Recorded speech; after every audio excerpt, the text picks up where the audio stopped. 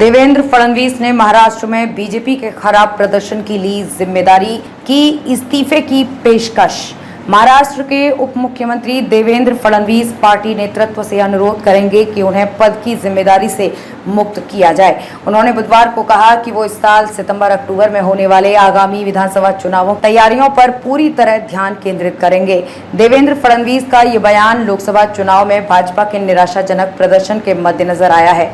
देवेंद्र फडणवीस ने press conference के दौरान कहा, मैं वरिष्ठ नेताओं से अनुरोध करूंगा कि वे मेरा इस्तीफा स्वीकार करें, मुझे विधानसभा चुनाव के लिए काम करने का अवसर दें। उन्होंने ये बात पीएम मोदी की गारंटी के बावजूद भाजपा नीत महायुति के महाराष्ट्र में मिशन 45+ के लक्ष्य को हासिल करने में विफल रहने के बाद कही।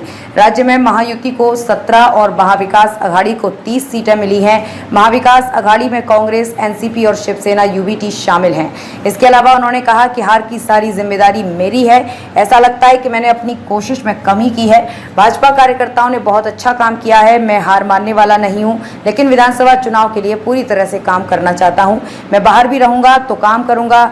मैं अब विधानसभा चुनाव पर पूरा ध्यान देना चाहता हूं। इससे पहले देवेंद्र फडणवीस ने पार्टी के वरिष्ठ नेताओं की एक बैठक की अध्यक्षता की थी। इस बैठक में राज्य में लोकसभा चुनाव में भाजपा के निराशाजनक प्रदर्शन के मद्देनजर स्थिति पर चर्चा की गई। फडणवीस ने कहा, महाराष्ट्र में हमें उम्मीद के मुताबिक सफलता नहीं मिली, हमें उम्मीद से बहुत कम सीटें मिली।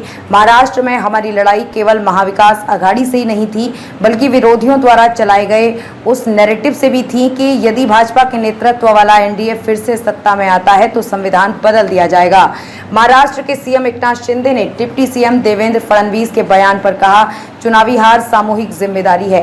तीनों पार्टियों ने चुनाव में मिलकर काम किया था।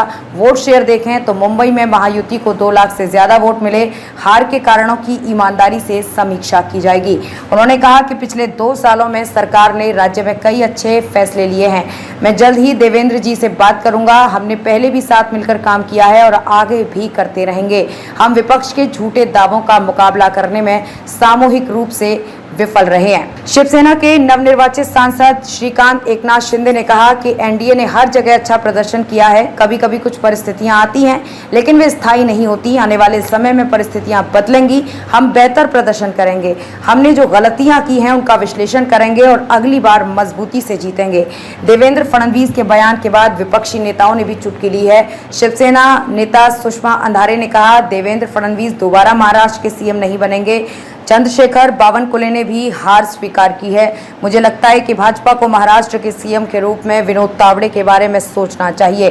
फडणवीस के नेतृत्व में उन्होंने महाराष्ट्र में सीटें खो दी। राज्य के नेता प्रतिपक्ष विजय वडेट्टीवार ने कहा कि ये भाजपा का अंदरूनी मामला है, हमें इस पर कुछ भी बोलने की जरूरत नहीं है। जनता ने भाजपा को नकार दिया है, चाहे वो केंद्रीय नेतृत्व हो या राज्य नेतृत्व, दोनों विफल रहे हैं। देवेंद्र फडणवीस राज्य में भाजपा का नेतृत्व कर रहे थे। अगर वो जीत का श्रेय लेते हैं तो उन्हें हार की जिम्मेदारी भी लेनी चाहिए।